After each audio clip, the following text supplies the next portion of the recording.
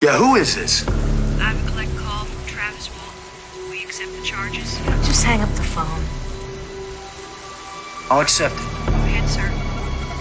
What? Travis. Help me. Hey, yo, hola, friends. How's it going? Shawn the Butcher, Vertebrae 33. This is In Madness Pod. How's it going, buddy? What's going on, Shawn? How are you? I feel like, oh, the beams got me. Oh, Oh. my eyes are rolling back in my head. Oh, I'm getting the seizure. Oh, my God. You're about to get abducted by the In Madness spaceship. This is episode 24, part 2 of us covering I'm just like a life-altering, life-changing, nightmare-inducing, heavily traumatic movie for me as a youngin when this came out.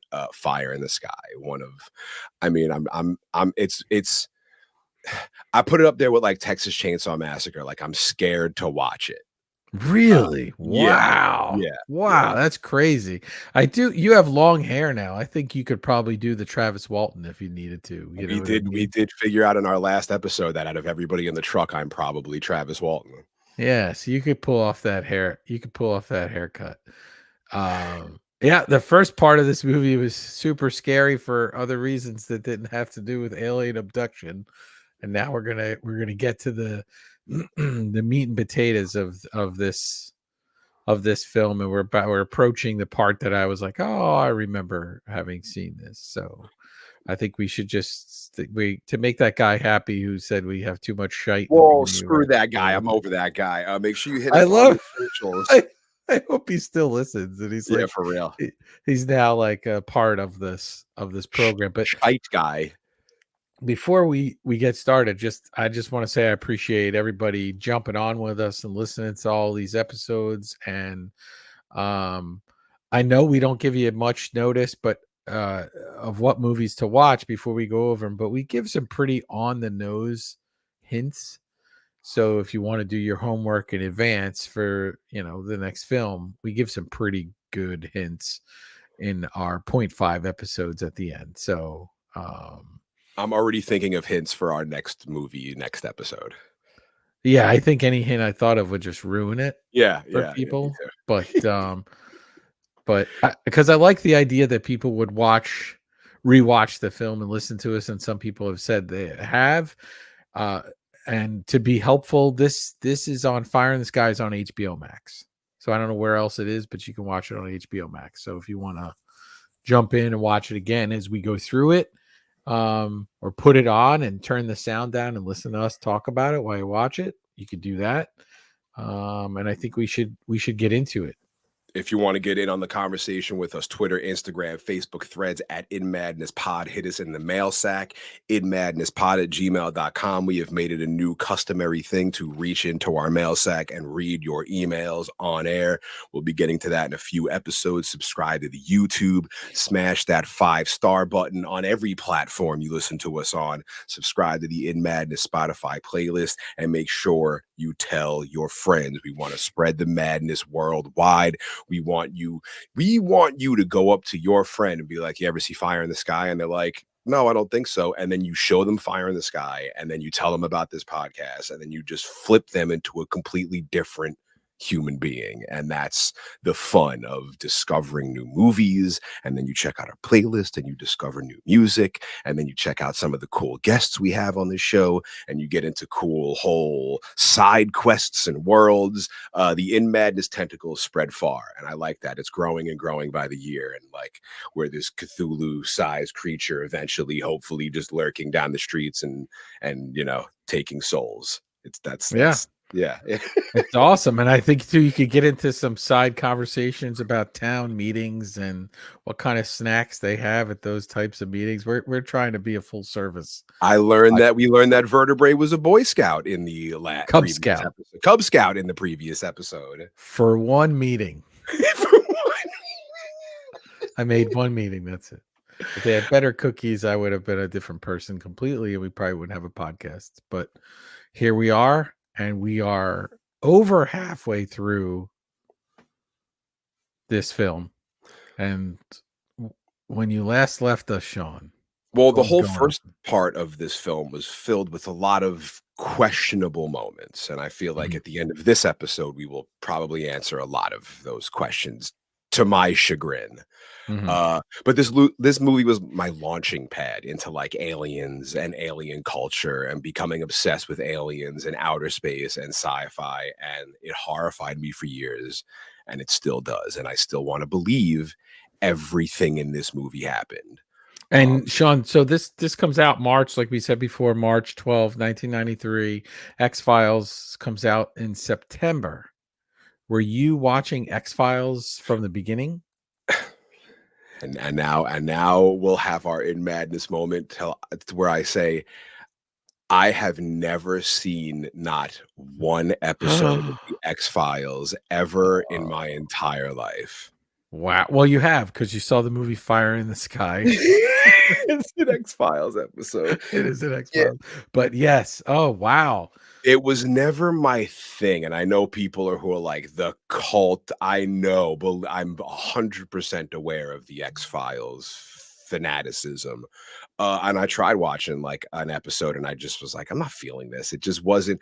I'm more of a like I said, that show Sightings, where it's just like, here's an account of what actually happened. And it's like Mm. aliens hovering over like that type of dumb shit when it's like a story of like freeze aliens. I'm like, like it just there's a disconnect for me. I don't know if that ever happened I don't know. in That's the how I history feel of like. this here. Freeze That's what I aliens. I love it. I love it. That's like a cops episode with aliens. And yeah, that's interesting.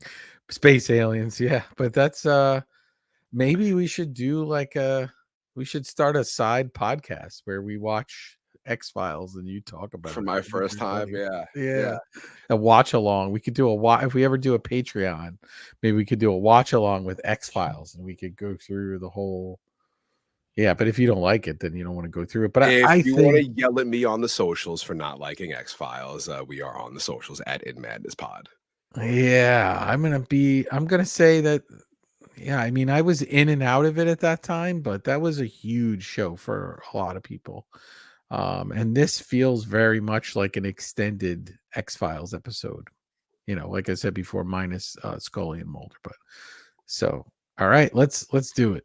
We last left you, our buddy Mike and his crew are all under suspicion from the town for murdering Travis Walton, who has been missing for 5 days. They claim he's been abducted by a UFO. No one, including the police, believe him. Throughout the course of this movie, several times the men have said some shady things that may lead us to believe that they are lying or not. However, we left off with my milking of the alpacas moment. Mike's phone is ringing off the hook with prank callers. He gets a collect call from Travis Walton, who sounds like he's been through hell, and he says, Mike, help me.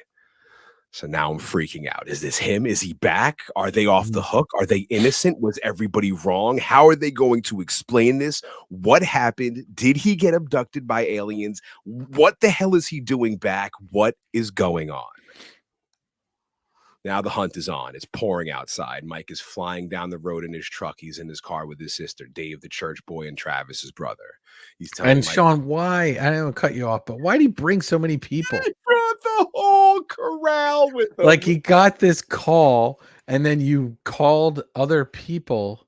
You pick them up at their houses, I guess, and then head out. And now that you're this guy's been gone, and you're gonna make him squeeze into this truck with Maybe the other truck is people. such a piece of shit that it can't function unless it's always at max capacity.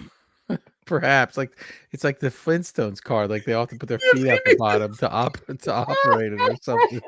But it's just there's just no reason to have that many people in the He did car. pick it. The kids are in the back, the dog's in the back. No, they're Yeah, not. poor Travis is gonna have to lay down in the bed of the truck to get him back home in the pouring rain. Tie him to the roof. The trunk is too packed. I was so worried about you that I stopped and picked up 17 people for the trip. We got McDonald's too. Yeah. So now the hunt is on. It's pouring outside. Mike is flying down the road in his truck. He's got everybody in his car. Travis's brother is in there.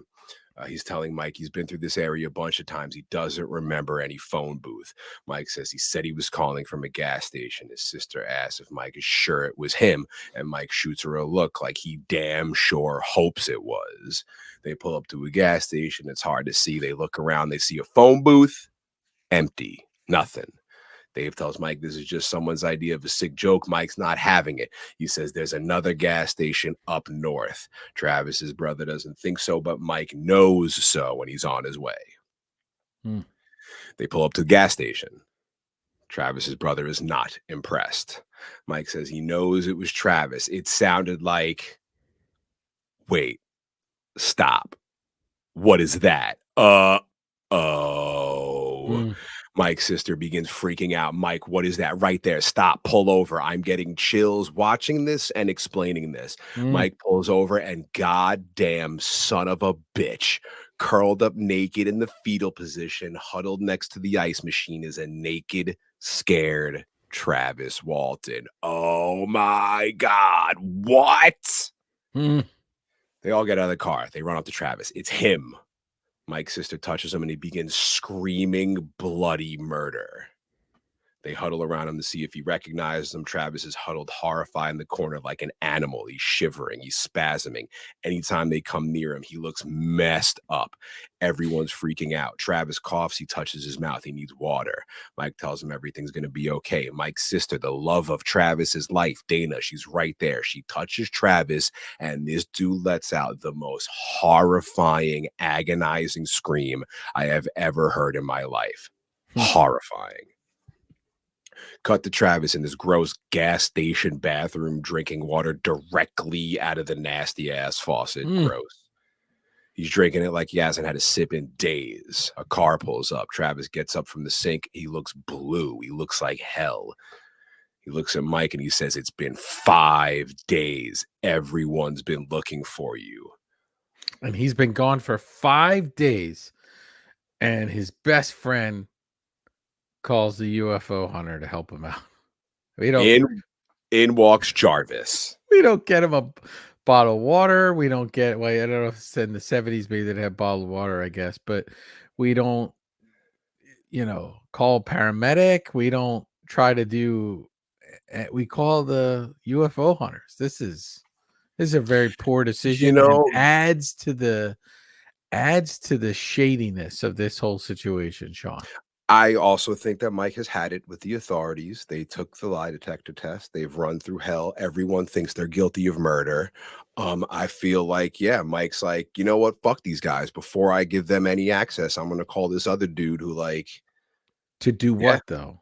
Why would he call him? Just take Travis home.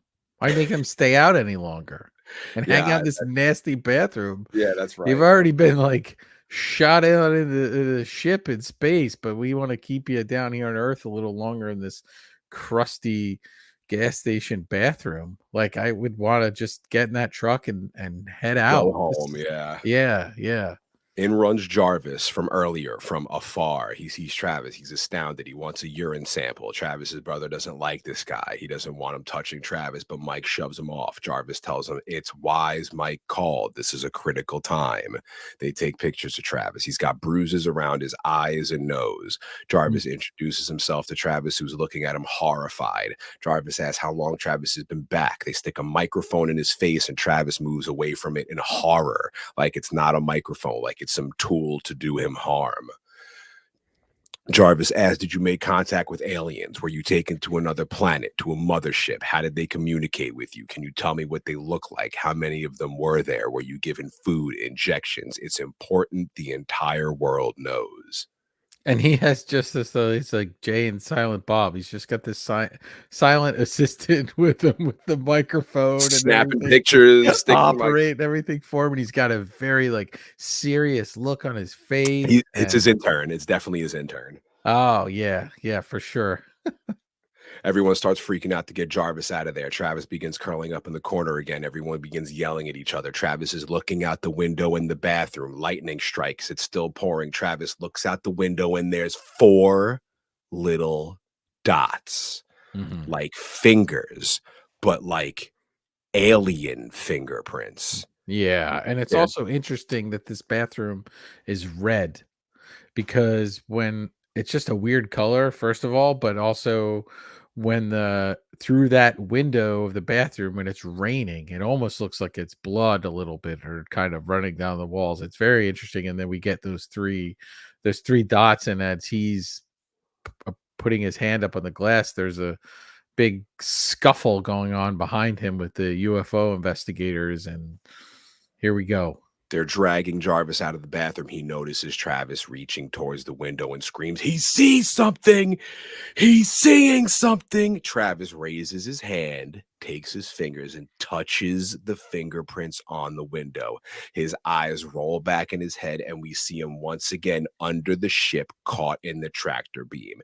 His eyes open, and boom, we get a shot of an alien. Mhm. This right here is the moment that I mentioned in part one of this episode when I was 10 years old and this moment happened in the movie. I got scared shitless and ran out of the room and went to my bedroom to play Mortal Kombat on Genesis. And this last like 35 minutes of this film that we're headed into is the best 35 minutes of this film by far, and it almost makes this be two different movies completely. It turns into a horror movie. Yes, and this just goes off the rails quickly. Soon, Travis is Y- being Yeah. dragged. He has no control. We see him being dragged through something. We get a shot of this device surrounding his eyeball. It cuts back to him touching the window with his eyes still rolling back in his head. An ambulance pulls up. They're taking him out of the ambulance on a stretcher. See, they call it an ambulance. Into the hospital. We see Travis on the stretcher. He's beat up. He's cut up. He's got scratches and bruises around his face, dark spots around his eyes. As he's being dragged through the hospital, he looks off in the distance and it cuts back to inside the ship, then back to the hospital, then back to inside the ship. There's two dudes pulling him on the stretcher. It flashes to two aliens dragging him by his legs, then back to the hospital where one of the guys asks, "What happened to this one?" Because Travis is in bad shape. The shots keep intertwining, him in the hospital, him on the ship. He's dragged into the emergency room, which is intertwined with the shot of him being put in an operating room on the spaceship. The shots of the doctors above him are intertwined with shots of aliens above him, and Travis looks horrified. And this is really cool. This is very it looks a little like Alien, the movie Alien, and a little like kind of the Nostromo, a little bit going on, and it's all very hazy and these shots are really cool. We cut to him in a dark room by himself. He's in a hospital bed. Mike sneaks in to see what he's doing. He says he's glad Travis is back. "I really missed you. They had a search party out for days. They thought we killed you, man." Mike's laughing. He tries to get a reaction at Travis, but he's just laying there, eyes open, still as a statue, not moving. Mike tells Travis things aren't good with him and his wife. He doesn't think they're going to make it. "But my sister Dana loves you. She's been a basket case. I was broken up too. When I came back up there and you were gone, I Mm. can't tell you how awful I felt." Only then, horrifyingly, does Travis slowly turn his head and tells Mike, "When you came back?" Mm. Mike tells him the guys thought he was dead. He got blasted by the light and the guys got scared.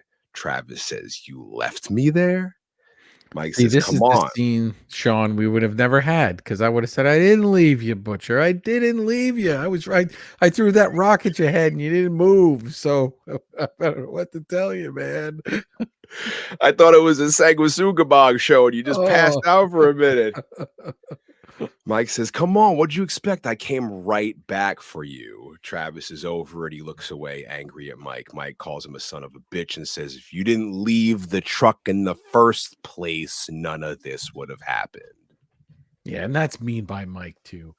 Like the guy's been through a lot. Just kind of I think you just let that go and let him it settle in that he was left there and kind of resolve it later. You don't have to really lash out at him, but we did establish that Mike's got a lot of other things going on and issues with his marriage. So and he's got the town coming down on him and he's showing up at town meetings to defend himself. So yeah. He's got stories he's got to keep together. Hmm. Travis is headed back into the world. He looks beat up, a shell of his former self. He's being walked out of a psychiatrist who wants to have a conversation with him soon. She wishes him luck. He walks out. There's a ton of reporters, everyone screaming questions at him, flashing pictures. Total hell for this poor son of a bitch. He quickly gets in Dana's car and they drive away. And there he is, the legend, Travis Walton, in the middle of town, sitting in Dana's parked car, and everyone cannot keep their eyes off him. This is one of the most ridiculous scenes in the movie. You get this guy out of the hospital, and then you just drive to the center of town, much like the diner where they went to the diner before, and then you just make him sit in the car Like a outside zoo the animal. snowflake market. You know what's going to happen. You got to be able to get this guy home. And the scene after this, I'll explain why, but it makes it even worse. But I did notice there's a sign on the market. It says toilet tissue, $1.15 a 4-pack, Shawn. $1.50. So, when people get nervous, they stock up on toilet paper like crazy. So $1.15 for just a 4-pack was pretty good. But this is a kind of mean move to leave him in the car like this. And There's just more mean moves go. coming up. Horrible planned ideas. Horrible ideas. Yep. Horrible. Everyone does this guy wrong. Everyone does, and nobody cares. We're gonna get a scene. We're gonna get a scene coming up, but let's not jump ahead. Let's. I feel so bad for him, even if he is a scammer. Everyone is staring at him. A kid runs up and pushes a newspaper against his window with the news of his return. Travis rolls down his window and the kids ask for his autograph. Travis is confused. Autograph? The kid's like, yeah, you're famous. You've been to space. Travis takes the kid's pen and signs the paper, and just in time, up walks Lieutenant Waters to watch it all happen. Once the kids are done, Waters shoots his shot. You've become quite the celebrity. Are you enjoying it? He asks, word is tabloids are gonna give up a big hunk of cash for your story rights. You hit the big time. Congratulations. He's just being super sarcastic to Travis. He fully picks up on it and stares at Waters annoyed. Travis asks who he is. He introduces himself. I've been on the case since you disappeared. Where you been the last 5 days? Travis can't remember. Water says the doctor at the hospital says you went 5 whole days without food or water. Was it worth it? Travis gets annoyed and says, I don't know what you're talking about. Waters thinks he's full of shit. He says he's patient. I'm not going anywhere. I'll wait till you're ready. Welcome home, and then walks off. Travis is brought home to a fucking house full of people. Yeah, and to the worst bunch of people that I've ever met in my entire life. Get him, vertebrae. Wait. We'll get to it. It's jam-packed, wall to wall, like the Hate Breed show at Amityville Music Hall last week. Crazy. Everyone's welcoming him home. Everyone claps when he arrives. Travis is in shock. Little Greg walks up to him and holds up the tabloid paper. Look, and there's Travis and his buddies on the front of the National Inquisitor with the headline, Arizona Man Kidnapped by Aliens. The guys have a laugh that Lieutenant Waters was on the radio this morning saying polygraphs are inconclusive. He thinks we're all lying. One of the guys says, I bet Waters still thinks we killed you. And everyone has a laugh, but not Travis. No. He slowly turns around, walks away. Everyone asks if he's all right. His girl Dana sees he's troubled and tells everyone to go grab some food. Travis looks out his window. He begins getting flashbacks of the ship being wheeled into the operating room, getting a visible chill down his spine. It flashes and we see him again with this device around his eye. Flashes back to his house and everyone is around the table eating, celebrating Travis's return. These people, but not Travis. Yeah. These people are eating like they have never eaten food before in their entire shoving lives. him out of the way for the macaroni They are just pushing him out of the way. They're getting first of all, there's a ton of food there, right? A ton of food. So why did she need to stop at the grocery store? What was she getting that was already not on this table? Right? And then they're just like, oh, it's great. Oh, you're back. You got abducted by aliens. You've been gone for pass the lasagna. Oh, what do you got here? Is this Jello? Is this chicken? Did somebody have? There's got to be deviled eggs. There's always deviled eggs at these things, and it's just, it's like it feels like if they planned a birthday party for him and they just wanted to fill the house, so they just invited a whole bunch of people from the town. Most of them could care less, but they all brought a dish with them. It's maybe at that town hall meeting they were deciding who was going to bring what to the It to was the like you shindig. with the Cub Scouts with the Oreos. Yeah, except this looks like decent food at least, but they're like pushing into each other and meandering about and like reaching across people to get plates of food, and she just got Travis back, but she's got to serve all this food to all these people. It's crazy. I don't understand. I would want to come home to a nice quiet house and figure it out, make sure the guy's okay, and figure it out later on instead of just having this big shindig. It's yeah. Terrible plan. His brother approaches Dana, whispers something to her. He looks annoyed. She goes looking for Travis, finds him alone in the kitchen under a table, looking horrified.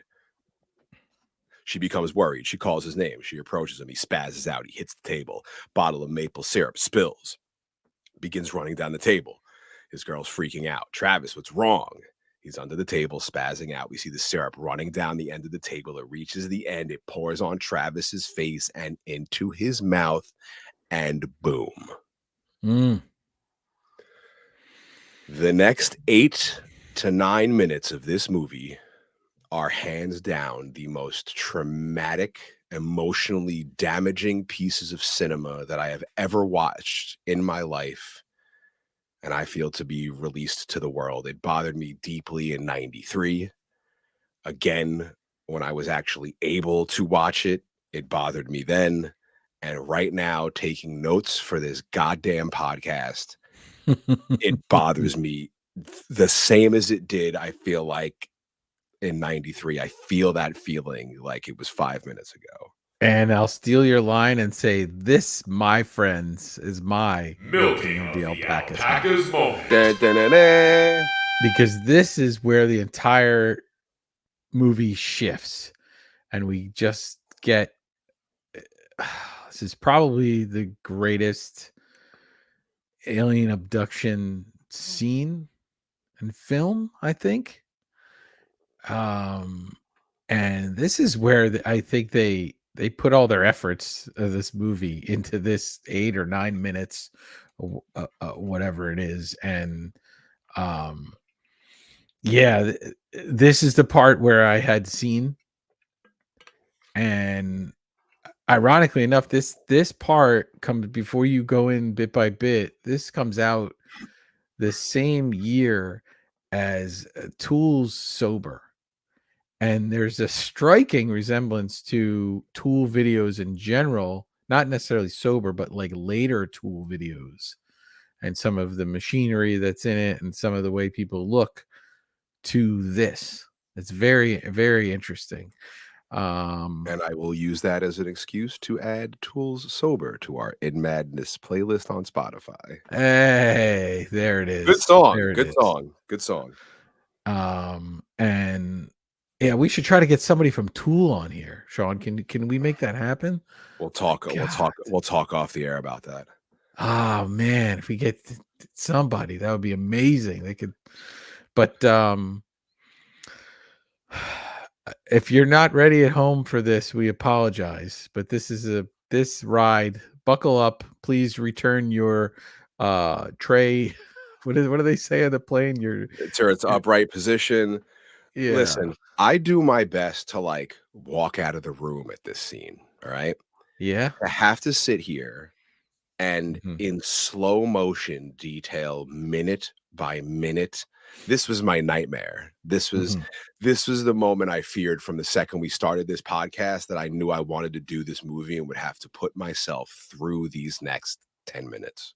It's okay if you want to. If you get too intense and take a break, I can go back to talking about haircuts and cookies.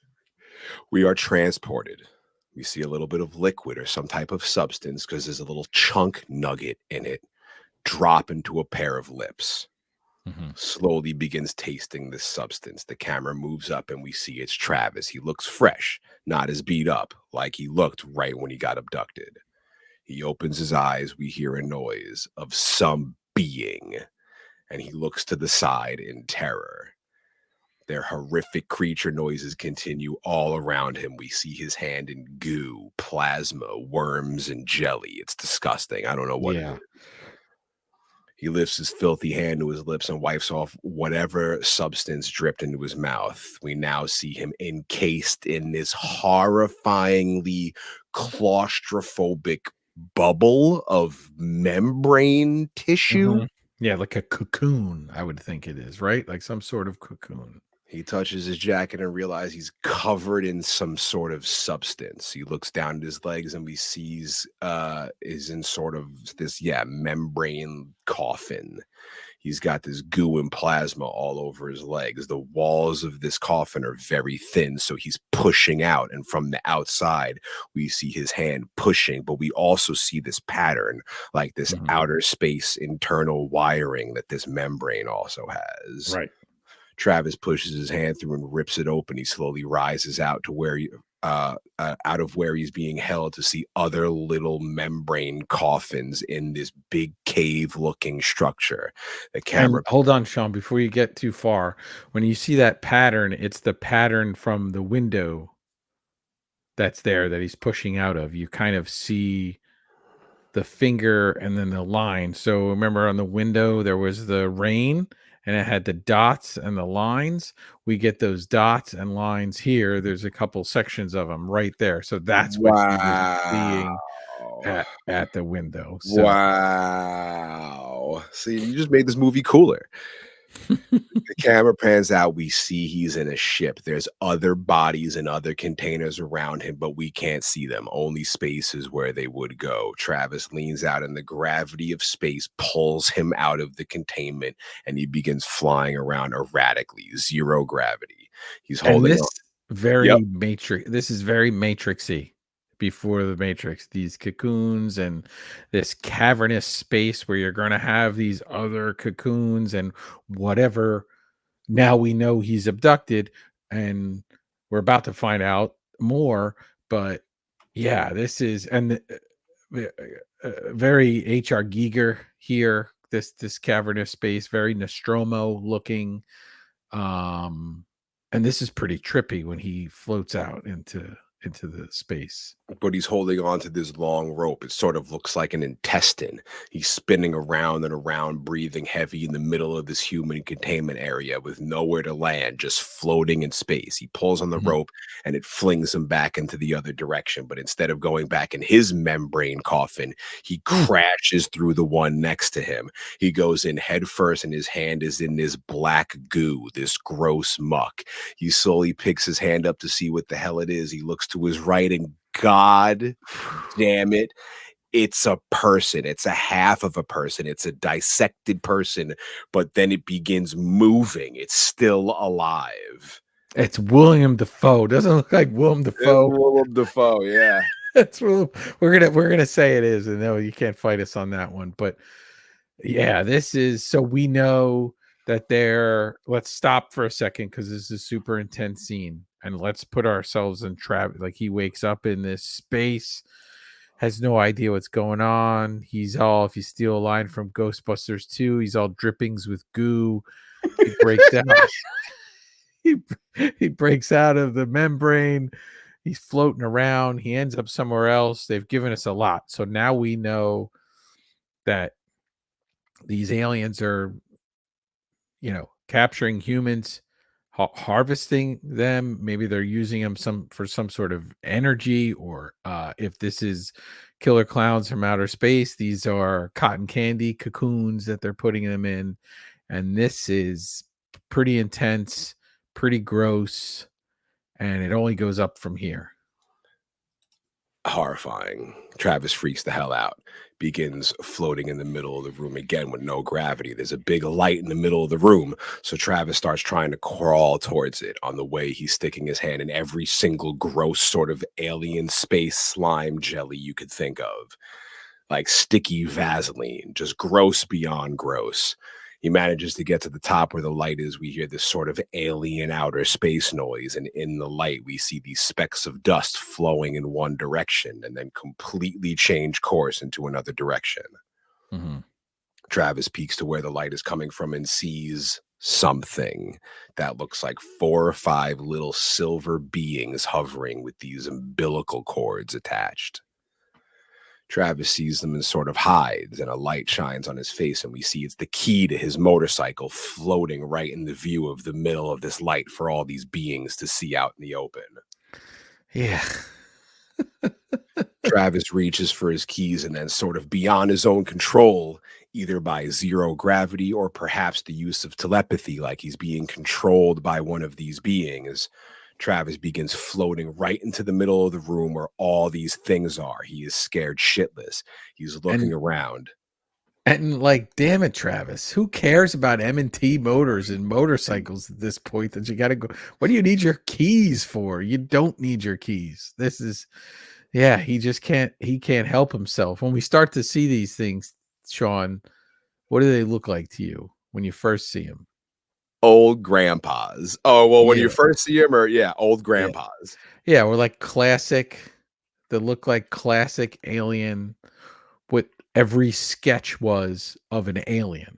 Well, the external looks like Yes, that's what I'm saying. So when you first see them and you first see this scene, you're like, oh, okay, those are space aliens. That's what they look like. They got those big eyes, they've got whatever, and then they twist it a little. So when we I first see it, just really now, liked that twist. So yes, he's looking around. We see them little linked. green men. Yes, linked to the walls of this ship through this umbilical cord. Aliens. Wow. Mhm. Travis lands right in the middle of them, like they released him from their grasp, and he begins approaching one. It looks just like the aliens we see on every TV show, the gray beings with the black eyes, just like you were saying, Vertebrae. Mhm. Travis looks around at the other ones hanging out and says to himself, space suits. Mm. So these aren't what aliens look like. This is what their suits look like. Again, very much like Alien, the dude in the thing in the beginning that they found, the big giant thing. Yeah, yeah. And also it's very nice of Travis to say that out loud for us. So if we're not clued in on it, at least he's told us right here. Guys, these are spacesuits. Looking directly at the camera. That's funny. I mean, Yeah. he's just in shock. He's in awe. He can't believe it. There's space. He's tripping out. He's having fun. He's still having fun. Travis is looking at one alien hanging on the wall, and we see the alien suit from the back. The inside is empty. We see Travis, and behind him, hanging on the wall with its head down, is another alien suit. And God damn it, the suit's head goes from being down and asleep, I guess you could call it, and it slowly picks its head up and looks directly at Travis. Mm. Camera cuts away. We see Travis reaching for the empty suit. He turns it around and is looking inside this empty suit, and boom, from the back, the alien approaches Travis, reaches out, and grabs his shoulder. He panics, he shoves it off, and for added measure, gives it a nice kick in the face, which knocks off the space helmet, and we see it. Mhm. The alien, which kind of looks to me like a grumpy old man. Yeah, no, like very monstery, very kind of could be from a Tool video, like we said before. Also looks a little bit like there's an artist, Chet Zar, who's done work for Tool and paints a lot of monsters, and his paintings have a little bit of that look to it. He actually has a art podcast. We should see if we could get him on here. He'd be a good person to talk to. But yeah, really cool. I love this moment where, oh, it's a little green man, no, it's a suit, oh wait, one of them's moving at us, and then we get this reveal, and yeah, it's very cool. Travis finds a hole to escape. Before going through, he looks back, and the grumpy old man alien gives Travis a look like, you're gonna get it now. Travis escapes in the hole, and behind him we see the alien chasing. Horrifying. This is every nightmare I have had since 1993 till today. Travis seems to get away, and then yank, these little alien hands grab him, and that's it. This is the milking of the alpacas of all time. Mm. One of the most horrifying scenes, most terribly traumatic moments in movie history. I'll put it in the top. I'll put it at number one. I'll put it at number one.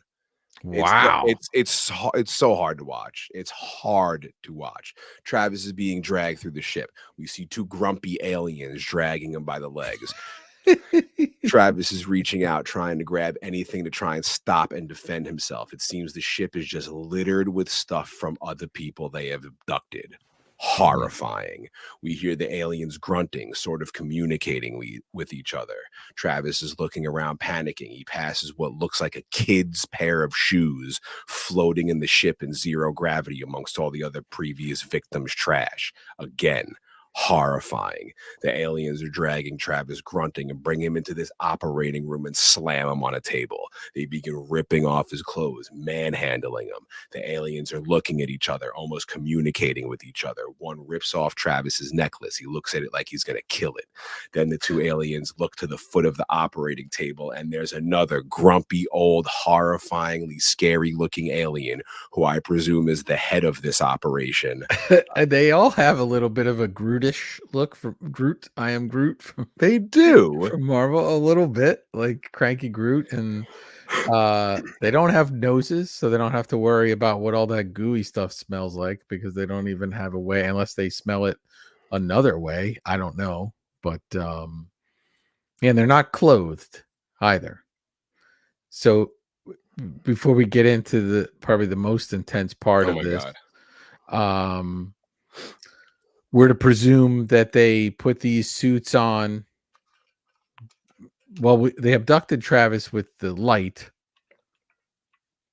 but these spacesuits resemble what people always kind of say aliens look like. So we assume probably they've used those to go out of the ship for people to see them that way, and maybe they need them to breathe because maybe they don't breathe oxygen. And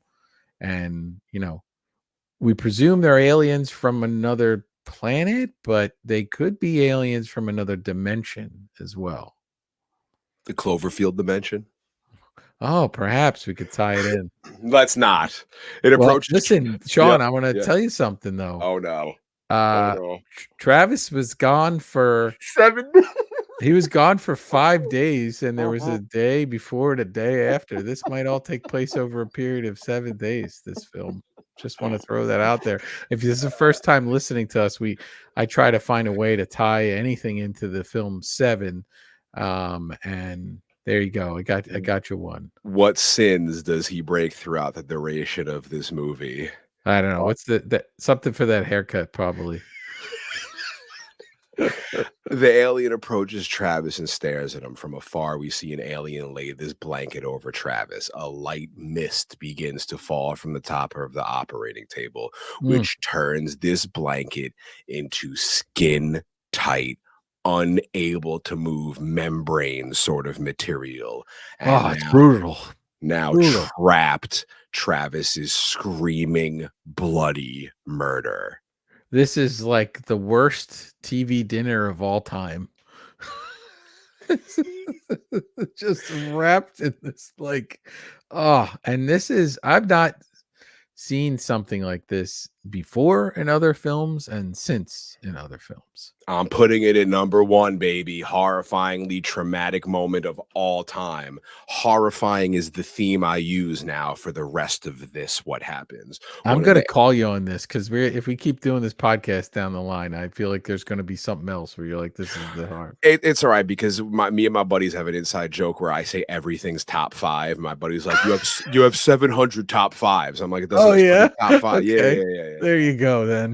Yeah.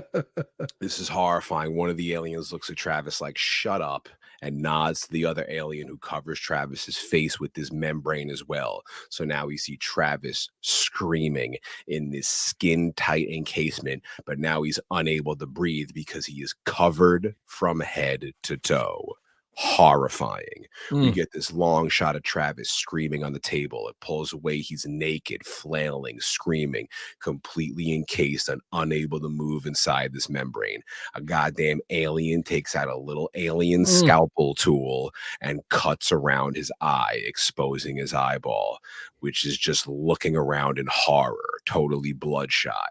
The alien then drags the scalpel across his mouth. So now he can breathe, but no matter, because all he's doing is screaming bloody murder. Horrifying. Horrifying. And this guy's alien's hand is real shaky with the scalpel too, the way he's cutting it along there. Like the first time you see this, you're like, oh no, like what's gonna happen?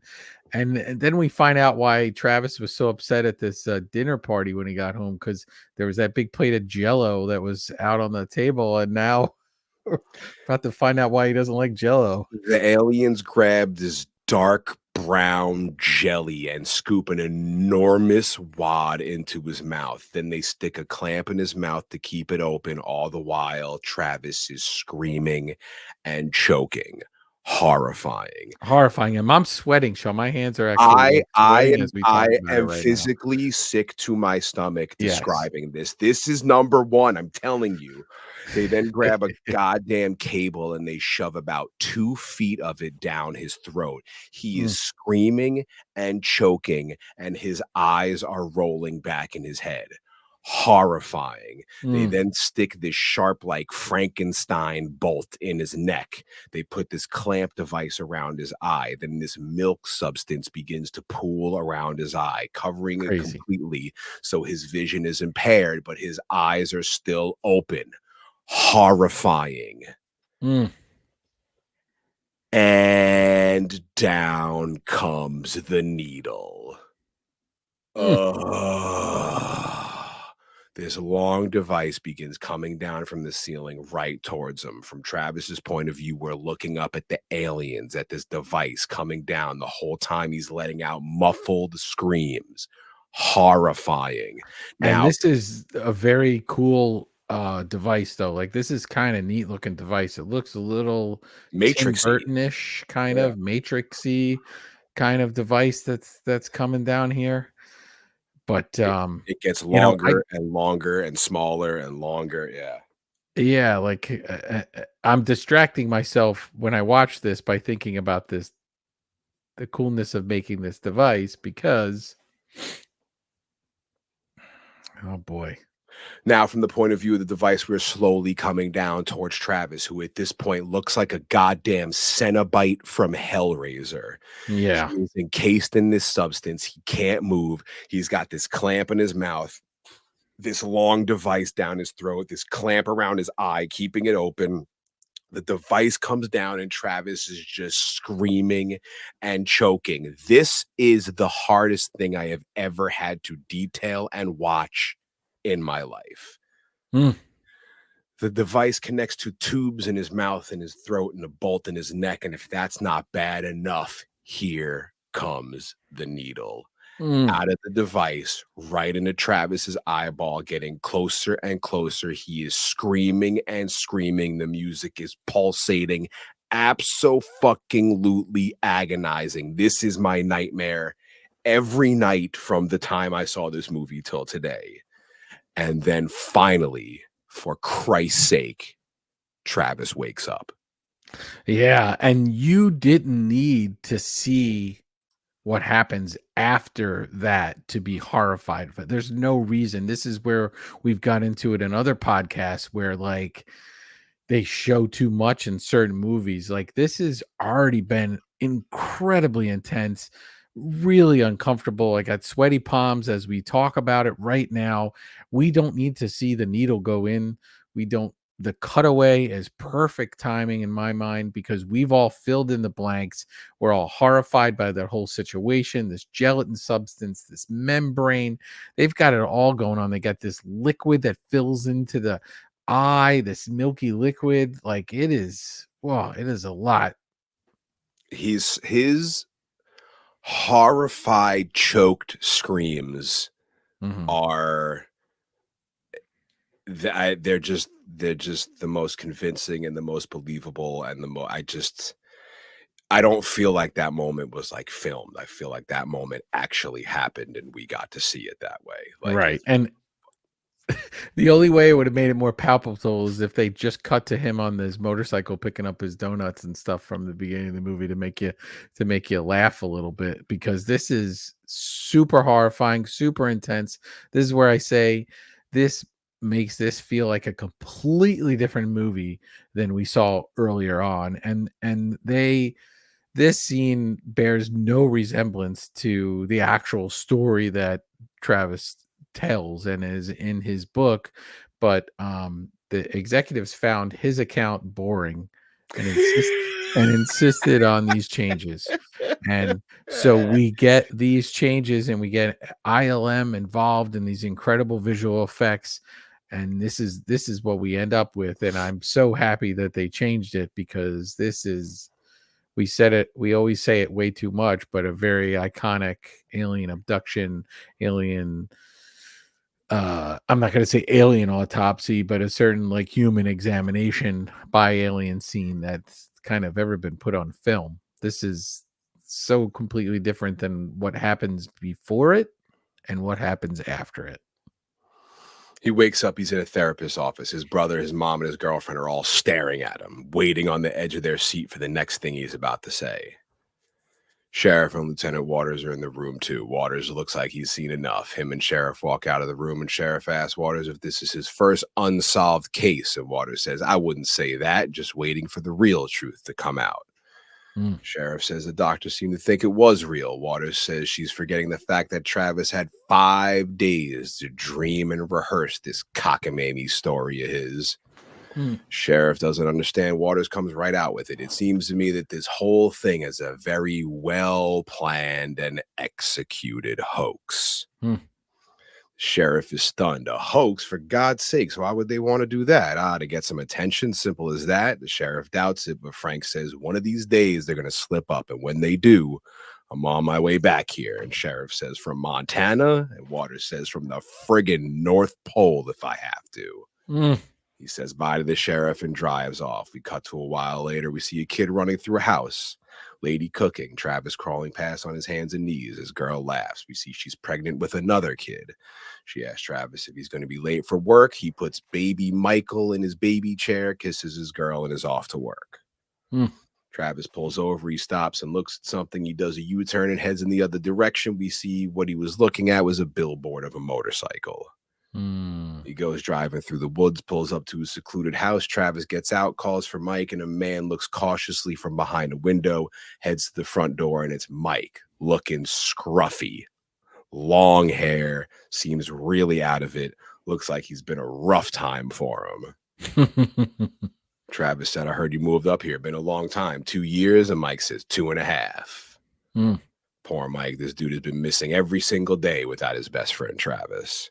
And the math gets really confusing here in a second when they start talking about 2.5 years. We'll get to it. Travis says, we got to talk. Mike says, what about? He tells Mike to come for a ride. Reluctantly, Mike goes out and Travis smiles. The boys head to the spot, the abduction spot. Travis stops his car. He turns to Mike and says, do you want to get out?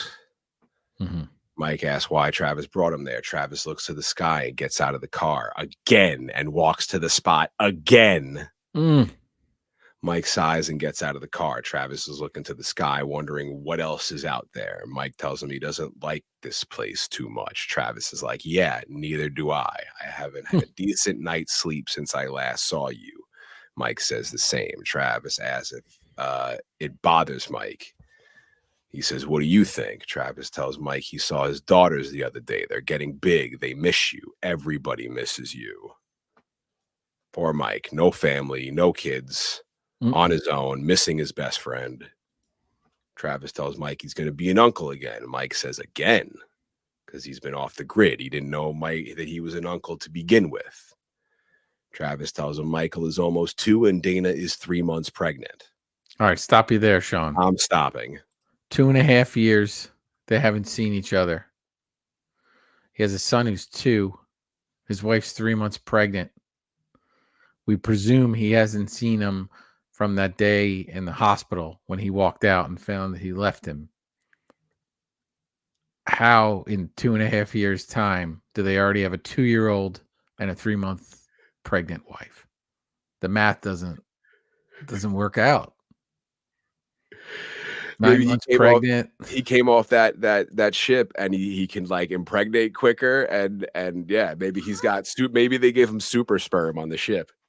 Yeah, they need, by my math, it needs to be like 3 years and some change, probably. 3.5 years, probably not 2.5 years if he has a 2-year-old. But yeah, that threw me. I was like, wait, he said 2.5, and then she's 2-year-old, and then 3 months pregnant, and that math was all messed up on that.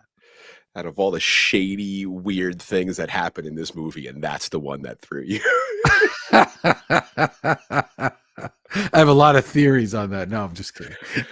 Mike is touched that Travis names his son after him. The men both look off into the sky. Mike asks why they're there. Travis says he's been doing a lot of thinking about that night and says it was all his own fault. He should have never gotten out of the truck. He tells Mike whatever he did, it's okay. Mike says same goes for you. The boys are friends again. It's a great thing to see. A very touching moment. Mike wants to get the hell out of there before the aliens come back, and Travis says, oh, they won't be back. I don't think they like me. Travis, still a joker after all this. And we don't even know how he got out of there. Correct. They never tell us. Travis looks to the sky once more, gets in his car, and the men drive off. On the screen, we see Mike and Katie divorce, and he had a few jobs before once again cutting down trees in the forest. Travis and Dana have 4 children in Snowflake, Arizona, where Travis is foreman at a local mill.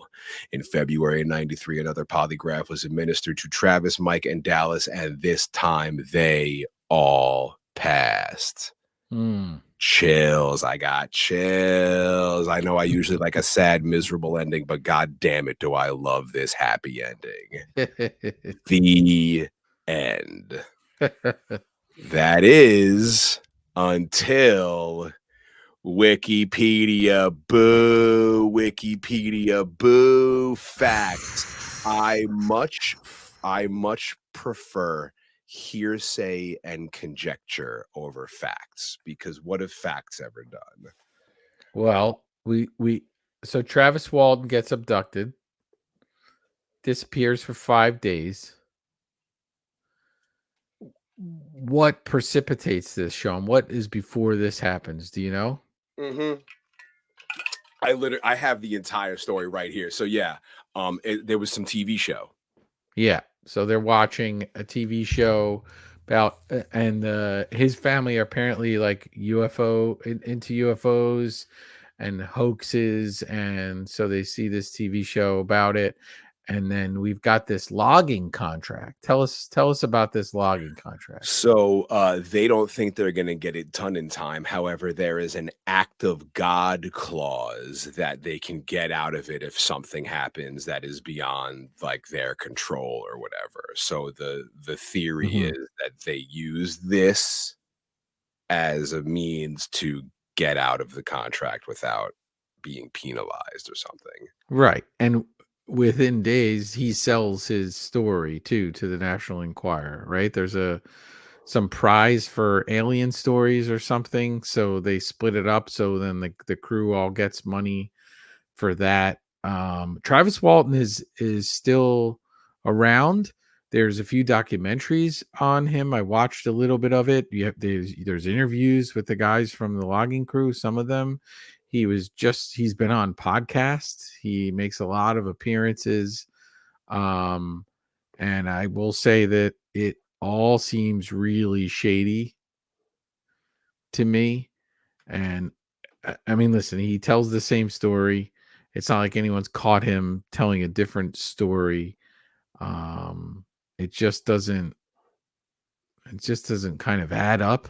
Like, why would they even release? Apparently he makes a cameo in Fire in the Sky. He does. He is in the scene, and I should have mentioned it then, but I was so obsessed with the fact that they left him in the car.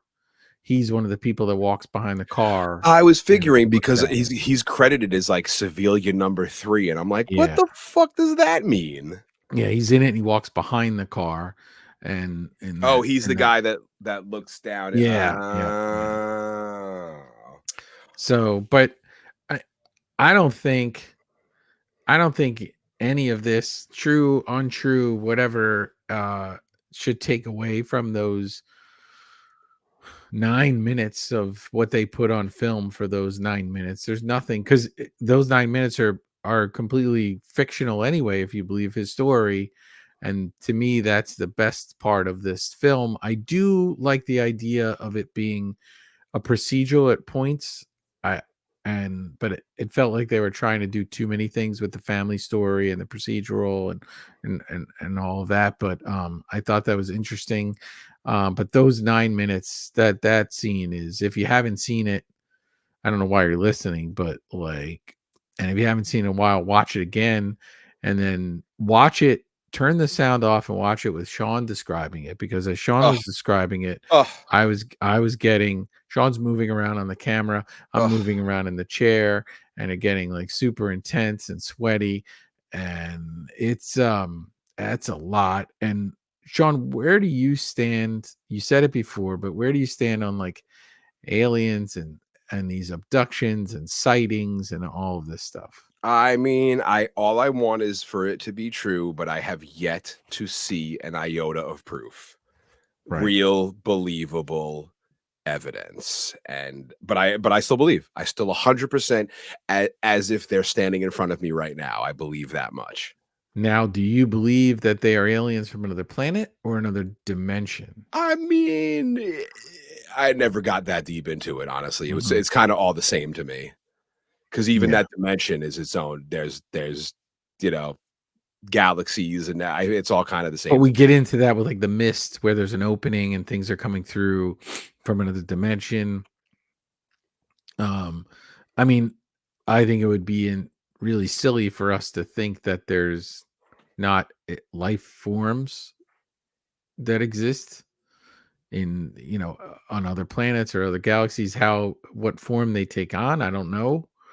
Um, I don't think we're prepared for it in any way, shape, or form, though. As a I mean, planet, didn't they just have people like on like testify to the like actually yes, like yeah like yeah, identified flying objects, and they have a lot of military footage that they released.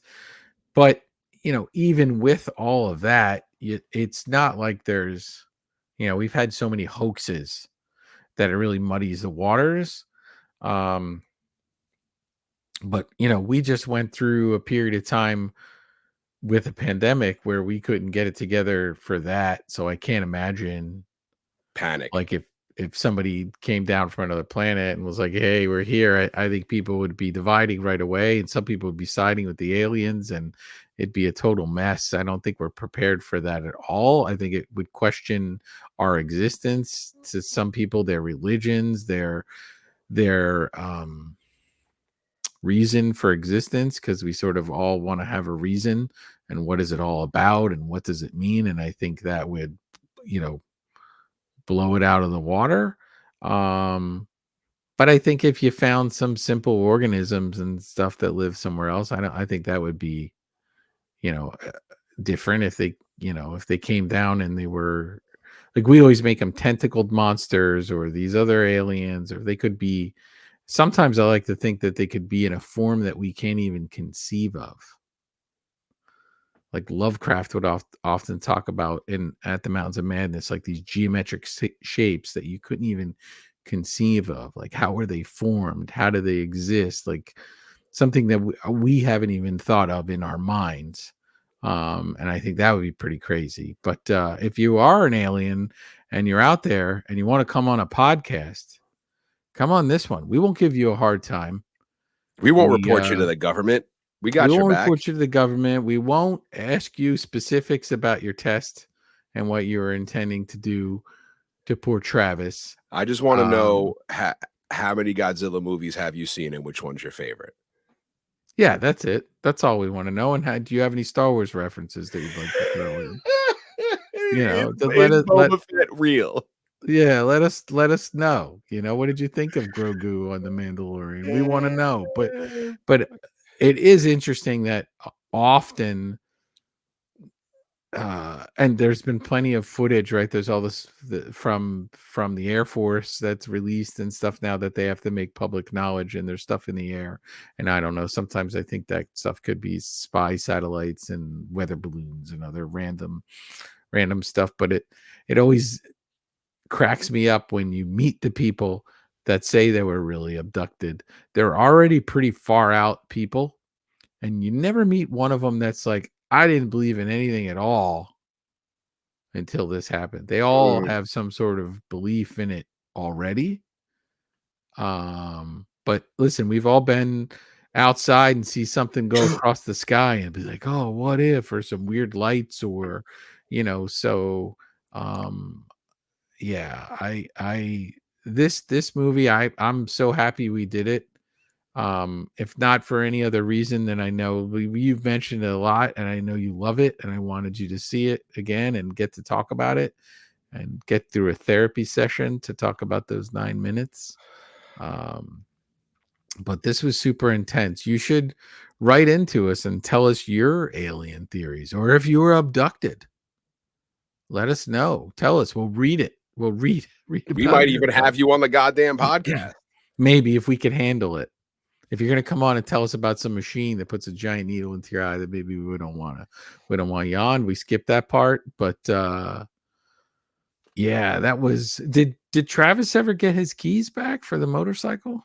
I I don't think so. mean, He never no, got it. no, he's And got we don't bigger. know how he got out. They just released him? Yeah, and that's another thing. I feel like they just, yeah, he pissed them off enough, or like they did what they had to do with, like, or yeah, or like he escaped somehow. Yeah, I don't know. I don't Yeah, know. because it's weird. And then how do you escape? If that Uh-huh. ship is presumably in space, Hmm. is there a Well, missed scene where he's driving with a little pod or I something? do have like my added notes here that he did another polygraph, and the guy concluded that he was engaged in gross deception and Mm, had figured out a way to hold his breath in an attempt to beat the machine. mhm. And then there's a couple other things because I had mentioned in part one that there was something I wanted you to take note of Yeah. with the crew working late. And in early 78, a crew member expressed suspicion that the incident had been a hoax because the day of the incident, the crew stayed way past dark, whereas they usually ended by 4 p.m. So when the guy in the restaurant made the comment, like, working late today, it's like, Uh-huh. is part of the hoax, part Well, of why would you work late? You're logging this forest. Once it gets dark, how are you even doing anything? They didn't have any really lighting equipment with them, as far as we could tell. It's time to go home. You probably start that job when the sun comes up and stop when the sun goes down. So, yeah, that doesn't make despite sense. all the shadiness and all the things that came to light, and all none of that matters to me, because all that matters to me is the moment, like, this came out and Mhm. the based on a true story, and there being no way for my 10-year-old ass to fact check this, and my buddy's seeing this, and in the schoolyard at recess, we're in there, and my buddy's like, and then the syrup drips in his mouth, and then everything, and I haven't seen this movie, and I'm like, I'm getting scared in the schoolyard from him explaining it to me. Like, Right. that's how this movie lives inside me. It's not just like, it is like it gave me nightmares before I even saw it, like, and continues till this day. It's so funny. I was just watching an episode of Dr. Katz, professional therapist, whatever, and this dude's like, I pick my side of the bed and I stay here because I know the boogeyman's gonna come in and he's gonna go for this one. And that's how I always think. Like, I always, when I'm by the door and I'm in bed and I'm like, I keep myself fully covered because I feel like if I'm fully covered, the aliens won't see me when they come Mm. in to take me away. So I always keep my covers are like around my beard line, and Nice. like a limb hanging out from, no, a foot hanging out. Really? Yo, I am in cocooned. Yeah, no, nothing hangs out. Well, they would Nothing love hangs. that because you're already in the cocoon for them, No, so they no, they're just not gonna drop see their me. wrap They're right on top of they're that, gonna come in my room and they're gonna be like, oh, no one here, and then go or take Oh, my girlfriend because she's got a leg hanging I out. was just gonna say, boy, you just put somebody else out there for that. She's out. She's But out. Sean, you said something interesting, and before we go, I just want we do this podcast because we love talking about these movies, and a lot of times pieces of art and film and music, it's how it hits you and when it hits you, and some things hold up, some things don't hold up, some things stick with you. And I think that's the fun part about doing this is we can look at these films and yeah, we can laugh about Travis getting donuts on the motorcycle and all that other stuff, but this is something that had an impact on you as a human being, which led you down this path to these types of movies and situations. So I think that's really cool. And I think if you just listen to us talk about it and you haven't seen the movie, you got to at least watch the entire movie once. And then you can go back and watch that 9 minutes again by itself. But Never, never, you never. got to at least see, that amazing dinner scene when he gets home and everybody's scoffing down all that food in like 2 seconds. But it's cool because that's what makes this podcast is the fact that you and I both get into this stuff so much, and then we have an outlet for it where we get to talk about it. So I could care less whether Travis Walker really got abducted or not because it made Walton. Walton. Did I say Walker? Yeah, I just changed his name. A whole 3 hours we did on it, I called him a different name. Well, we were calling him Travis so much, just Travis. Travis, like we knew him, like Trav. But, yeah, I could care less if Trav really got abducted or not. Certainly wouldn't want anything bad to happen to the guy, but, it made for one of the most epic 9 minutes of an alien scene on film, so we appreciate that, and we appreciate everyone listening to this We want to podcast. know what you thought about this movie or any of our previous 24 movies on the socials at In Madness Pod. Hit us in the mail sack where you can leave us more than 140 characters of what the hell you want to talk about.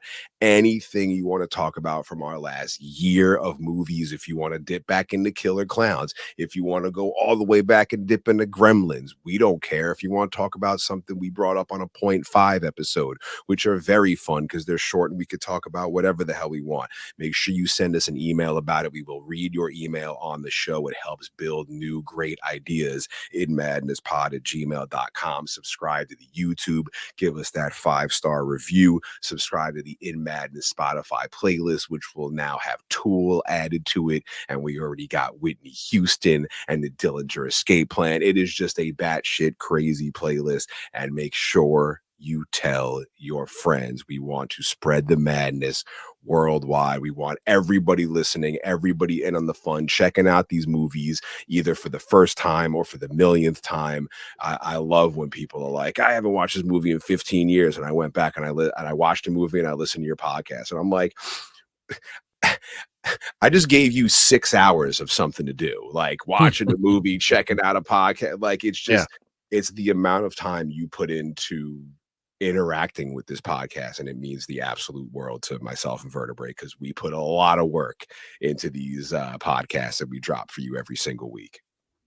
Awesome. Yeah, it's been a lot of fun, and this is you said 24 movies, but this is our 24th movie. This is our 24th movie. Yeah. Yeah, we're on 24. But thank you everyone for listening. There's no reason for us to tease a movie because Well, our plan for next week, I hope, okay. is we're gonna do a point 5, a shorter episode. We're gonna have my plan is to have a good friend of mine and who will become a good friend of the show as well. We don't have to tease or anything. I'm hoping it happens. So we'll Mhm. lock it in and we'll see what happens. But our Yep. next episode will be a point 5, and we got our next movie ready. We'll tease it in the next episode, and then me and you, Vertebrae, got to link up and plot out our next month and a half, which is crazy. I mean, we just planned this other month and a half, and I can't believe we've blasted through pretty much everything we're going to do already. So lots of fun movies, lots of fun talks, lots of nerdy things we're going to get into. Is there anything else you want to promote before we go? No, well, I do, but I also want to say that we will we've had 2 movies back to back that were kind of alien or creature based, and we'll go in a different direction for We're going left. Yeah. we're making a turn. Appreciate everyone listening. I'm Vertebrae33 on all social media stuff. I have a website. I sell shirts at Hot Topic, online in my own store. I have posters as well. And appreciate everyone listening, and we will catch you down the road. Episode 24.5 in Madness Pod.